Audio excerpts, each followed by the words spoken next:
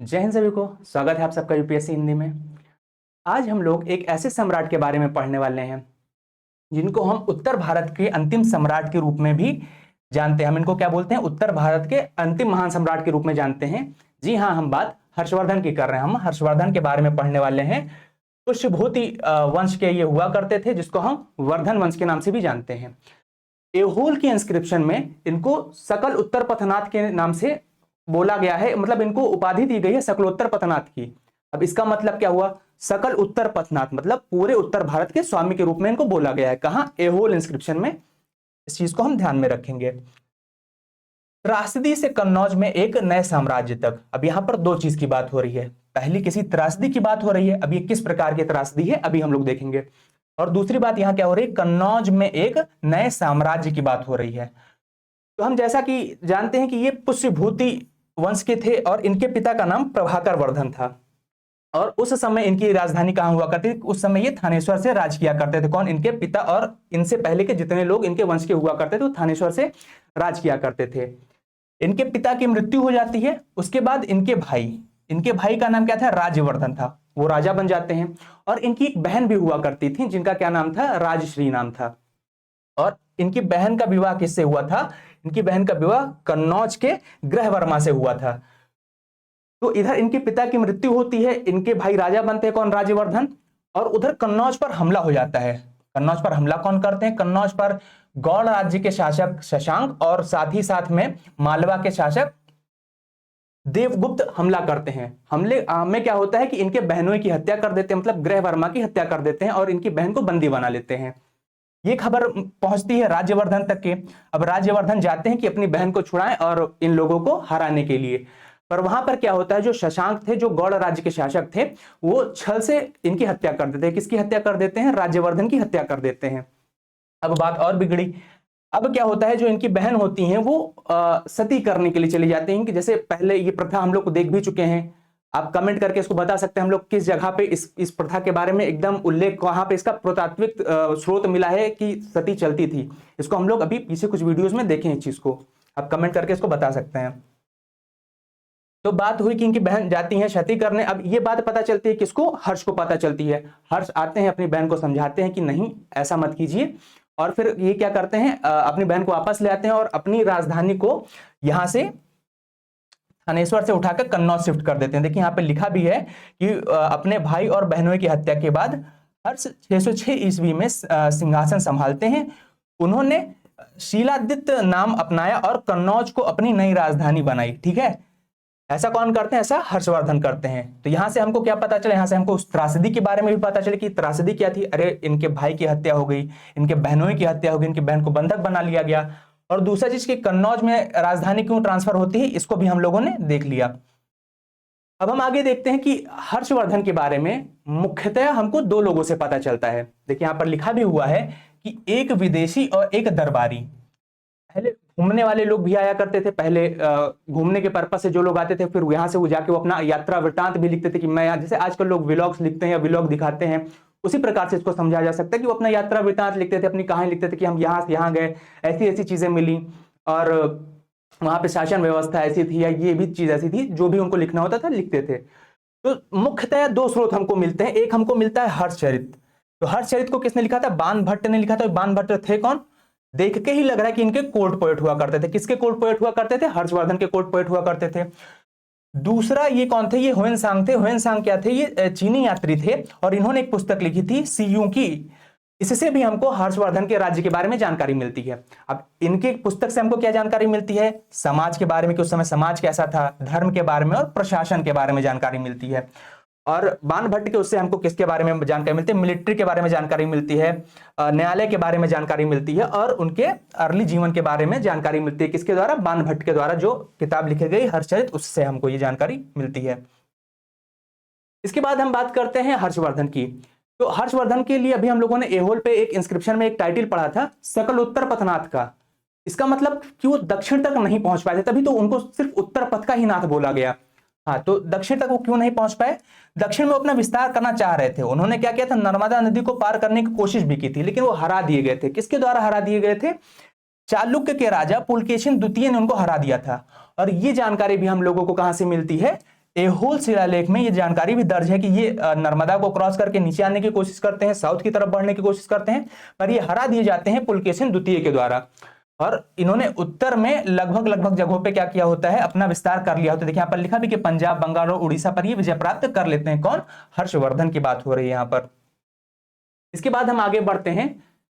एक अत्यधिक संगठित सेना और एक शक्तिशाली दरबार। जाहिर सी बात है, सेना संगठित होगी तभी ही तो इनको सकल उत्तर पथनाथ बोला जा रही है। उत्तर में कई जगह पर अपना विस्तार किए, कई चीजों को जीत लिए, तो सेना तो संगठित होगी ही। अब हम बात करते हैं सिंहानंद की। सिंहानंद क्या? सेनापति को सिंहानंद बोला जाता था।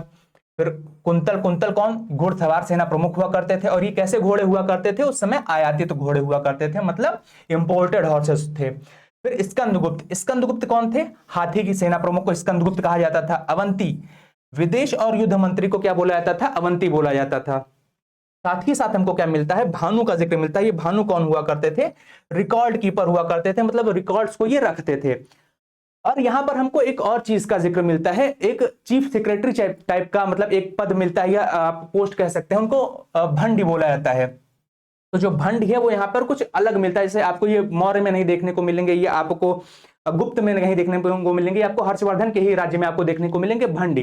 तो ये चीफ सेक्रेटरी की तरह काम करते हैं, मतलब विशेष सलाहकार की तरह ये कार्य करते हैं।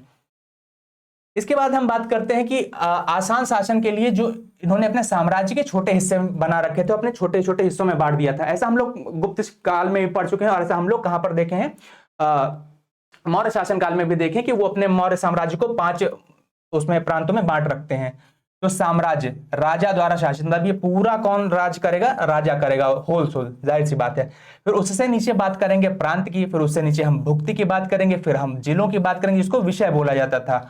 और इसको हम लोग वहां भी पढ़ रखे हैं। कहां पर? जब हम लोग गुप्तास की बात किए थे, तो गुप्ता एम्पायर में भी हम लोग इसी कुछ रूप से डिवीजन देखे थे, नीचे स्तर पर किस तरह आ रहे थे। फिर गांव भी वहां देखा गया था। एक चीज वहां पर नहीं था, जिसको हम पाठक या पैठक बोलते हैं। तो ये जो पैठक था या पाठक था, ये उनके समय पे नहीं हुआ करते थे। ये आप आज के कंटेम्प्रेरी वर्ल्ड में इसको आप तहसील की तरह समझ सकते हैं, मतलब एक समझिए एक फर्दर डिवीजन इन्होंने इस बीच में ला दिया था। और हमको क्या जानकारी मिलती है कि इनके समय में जो न्याय था वो सख्त था। अब एक न्यायाधीश हुआ करते थे मीमांसक नाम के, इनके द्वारा क्या देश निकाला जैसे कठोर सजा देते थे, मतलब ऐसी बात पता चलती है कि ये देश निकाला जैसी सजा दे देते थे। तो इनके समय में शासन कैसा था? सख्त था। अब इसके बाद हम बात करते हैं कि किस किस प्रकार से इनके में कर लगता था, कराधान की व्यवस्था क्या थी। तो किसानों और व्यापारियों ने साम्राज्य चलाने के लिए कर दिया। जाहिर सी बात है, यही कर देंगे तभी तो साम्राज्य चलेगा, अर्थ की तो जरूरत होती है। हम लोगों ने डिक्लाइन ऑफ द एम्पायर्स में, चाहे मौर्याज हो चाहे हम लोग गुप्ताज हो, यहाँ पर पढ़े हैं कि एक कारण होता था कि आर्थिक संकट आया तो एम्पायर ढह गया। तो इसमें हम क्या देखते हैं? मुख्य आय भू राजस्व थी, जो कुल उपज की 1/6 भाग था, मतलब 1/6 था, जितना उपज होगा उसका 1/6 ये क्या करेंगे? कर के रूप में देंगे। अब यहाँ पर दो मुख्य कर के बारे में हमको पता चलता है, कि भाग और दूसरा हिरण्य के बारे में पता चलता है। भाग क्या होता है? किसानों द्वारा असली फसल के रूप में दिया जाने वाला, मतलब ये जो फसल है उसी फसल को ही दे देना कर के रूप में, इसको हम भाग बोलते हैं। भाग मतलब हिस्सा। जाहिर सी बात है, अगर जो उनके पास एक है तो उसका कुछ भाग वो कर के रूप में दे देंगे, तो उसी को हम भाग बोल रहे हैं। फिर हिरण्य। हिरण्य क्या है? किसानों और व्यापारियों द्वारा नगद में दिया जाने वाला कर। अब हमको याद क्या इसमें रखना है? हमको याद रखने वाली बात है कि जो भाग है वो क्या होता है? असली फसल के रूप में दिया जाता है, और जो हिरण्य है उसको नगद के रूप में दिया जाने वाला कर है। तो ये हम लोग इनके शासनकाल में कर व्यवस्था क्या थी इसके बारे में याद रखेंगे। फिर हम देखते हैं राजा की आय। राजा की आय बेसिकली क्या है कि राज्य की जो आय है वही राजा की आय को सख्ती से 4 कर्तव्यों में बांटा गया। मतलब जो राज्य की आय होगी ये 4 चीजों में बटेगी। पहला जो भाग होगा वो किसमें जाएगा? राज्य के कार्य चलाने में वो भाग जाएगा, जाहिर सी बात है। दूसरा जो भाग होगा वो किसमें होगा? मंत्रियों और सरकारी अधिकारियों के वेतन देने के लिए होगा। तीसरा जो भाग होगा वो विद्वानों और लेखकों को इनाम देने के लिए होगा। चौथा जो भाग होगा वो किसमें होगा? धार्मिक संस्थाओं को दान देने के लिए होगा। तो ये हमको राज्य की आय का बेसिक ये 4 हिस्सा देखने को मिल रहा है, 4 रूप देखने को मिल रहा है। और इनके समय में हमको एक बात और याद रखनी है कि मुद्रा से ज्यादा भू अनुदान के रूप में ये सैलरी पे करते थे, तो इस चीज को भी हम ध्यान में रखेंगे। फिर हम बात करते हैं कि कैसे इनके समय में डिक्लाइन ऑफ ट्रेड देखने को मिलता है। जैसे हम लोग देखे थे गुप्ताज में या फिर मौर्योत्तर काल में हम लोग देखे थे कि ट्रेड का पीक हो गया था उस टाइम। तो जाहिर सी बात है जब पीक हम लोग मौर्योत्तर काल में देख ले तो धीरे धीरे डिक्लाइन देखने को मिलेगा। और गुप्ता में एक हम लोग कारण भी देखते हैं कि रोमन साम्राज्य का पतन होता है, वहां से थोड़ा व्यापार में दिक्कत आती है। तो यहाँ भी हम क्या देखेंगे, अब समय दर समय व्यापार में गिरावट ही दिखेगी हमको। तो व्यापार केंद्र कम हो गए और सिक्कों का उपयोग घट गया। जाहिर सी बात है सिक्कों का उपयोग क्यों घट जाएगा, जब हम बाहर भेजेंगे ही नहीं, हमारे में एक्स्ट्रा पैसा आएगा नहीं, तो हम सिक्कों पे ही कैसे हम मतलब उपयोग करते रहेंगे, हमको सिक्कों का उपयोग कम करना पड़ेगा। दूसरे कदम की बात मतलब दूसरी बात इसमें हम क्या ध्यान रखेंगे, किसानों ने बड़े बाजारों के लिए फसलें उगाना बंद कर दिया। जैसे जब बड़ा बाजार मिलेगा ही नहीं, जब फसल बाहर जाएगी नहीं, खराब हो जाएगी, तो बड़े बाजार के लिए मतलब ज्यादा मात्रा में जो उनको चाहिए होता है उस क्वालिटी उस गुणवत्ता की चीजें उगानी बंद कर दी होंगी या उस भारी मात्रा में उगाना बंद कर दिया होगा। ये बात यहां पर लिखा है। फिर जो गांव केवल जीवित रहने के लिए जरूरी चीजें पैदा करने लगा। जाहिर सी बात है जब इनको बेचना रहा होगा, आज भी हम लोग देखते हैं ना कि कैश क्रॉप फूड क्रॉप्स की बात आती है, जब बात आ जाएगी खाली जीविका की कि हमको खाली जीना है, तो फिर हम कैश क्रॉप क्यों लगाएंगे, क्यों इतनी मेहनत करेंगे। वही चीज हम यहां भी देख सकते हैं कि यहां पर फिर क्या आता है कि गांव केवल जीवित रहने के लिए जो चीज जरूरी चीजें हैं वही पैदा करते थे। और इसका परिणाम में हम इसके परिणाम स्वरूप हम क्या देखते हैं, एक आत्मनिर्भर सामंती ग्राम अर्थव्यवस्था का जन्म देखते हैं। मतलब यहां पर हम सामंती का बढ़िया एक डेवलपमेंट देखते हैं। सामंत क्या होता है, अपने ही राज्य को छोटे टुकड़े में बांट देना और उनको भू राजस्व का अधिकार दे देना कि आप राजस्व लीजिए और अपनी सेना बनाइए, जब हमको जरूरत पड़ेगा आप हमारे साथ जुड़िएगा और लड़ाई कीजिएगा। तो बेसिक ये कॉन्सेप्ट होता है सामंती का। फिर हम बात करते हैं समाज काम के आधार पर बटा था और महिलाओं की स्वतंत्रता सीमित थी। तो इसको तो हम लोग शुरू से देखते आ रहे हैं कि जो ब्राह्मण थे भूमि दान प्राप्त करते थे, क्षत्रिय शासक वर्ग हुआ करते थे, वैश्य व्यापारी वर्ग हुआ करते थे और शूद्र जो है ये कृषि किया करते थे। और गुप्ता को हम लोग गुप्ता एरा में हम लोग क्या पढ़े थे, गुप्ता एरा में हम लोग पढ़े थे उसको स्वर्ण युग बोला जाता था। पर एक जगह आके हम लोग वहां पे रुक गए थे कि इसको इस जगह इस चीज के लिए स्वर्ण युग नहीं कहा जा सकता। वहां पर भी हम लोगों ने देखा था कि महिलाओं की जो स्थिति थी उतनी अच्छी नहीं थी, दयनीय ही थी। यहां पर भी हमको क्या देखने को मिला कि महिलाओं की स्थिति और डिग्रेड होती जा रही है। यहां पर क्या देखने को मिला कि स्वयंवर प्रथा समाप्त हो गई, ठीक है। दहेज और सती की प्रथा आम थी, मतलब दहेज भी और सती की प्रथा आम थी। राजश्री भी सती करने जाए थे लेकिन उनके भाई राजा थे तो उनको रोक ले गए। इस बात को हम ध्यान रखेंगे।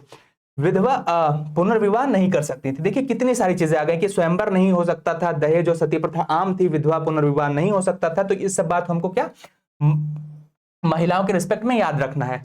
वो कुछ और चीजें याद रखनी है कि जो मृतकों का अंतिम संस्कार होता था वो दाह संस्कार के रूप में हो सकता था, या मतलब जल प्रवाह भी होता था, या कभी कभी जंगलों में दफना दिया जाता था जो मृतक होते थे। कभी कभी ऐसा भी पूछ सकता कि मृतकों का क्या किया जा सकता था, तो हमको याद रखनी है ये कुछ बात नहीं कि मृतकों का यहाँ पर क्या किया जाता था।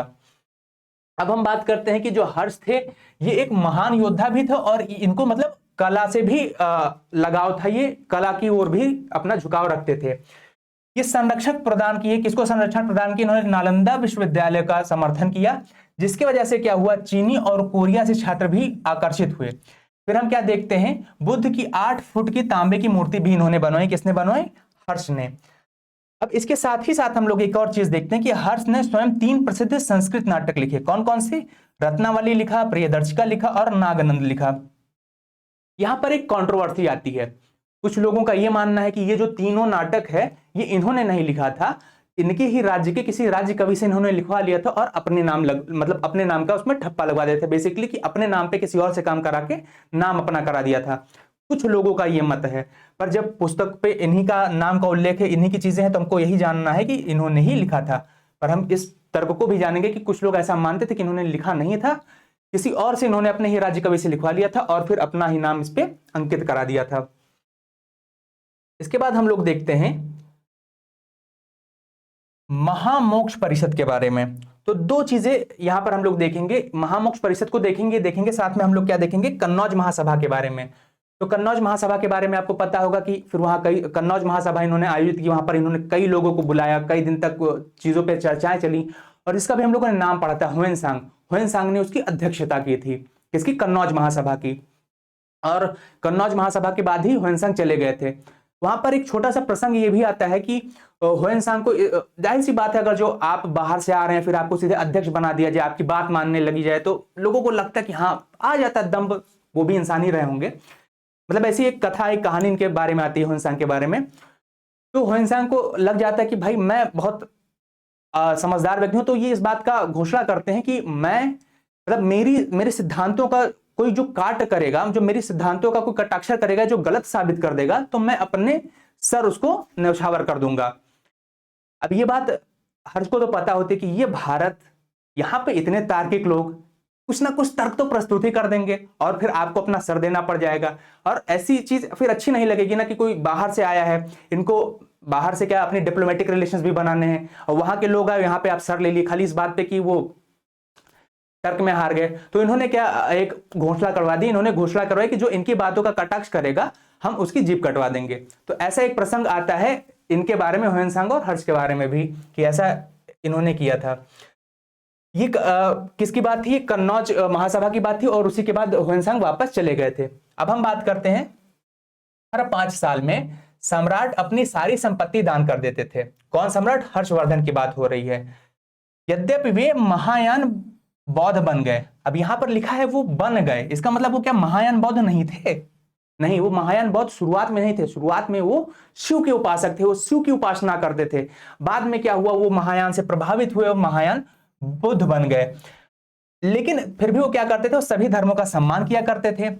और सबसे फेमस चीज इनको, हर्ष को हम लोग किस लिए जानते हैं? प्रयाग में महामोक्ष परिषद के लिए जानते हैं। ये इसका आयोजन कराते थे। 3 दिन तक क्या होता था, शिव, बुद्ध और गणेश, यहां पर भी आप तीनों देख सकते हैं। इससे भी हमको क्या मिल रहा है, सभी धर्मों की समानता की बात यहां पर हो रही है। शिव की, बुद्ध की और गणेश की पूजा की जाती थी। और चौथे दिन से लगभग ये माना जाता है कि 75 दिन तक ये कार्यक्रम चलता था। लगभग 2.5 महीने के आसपास ये चलता था दान की प्रक्रिया।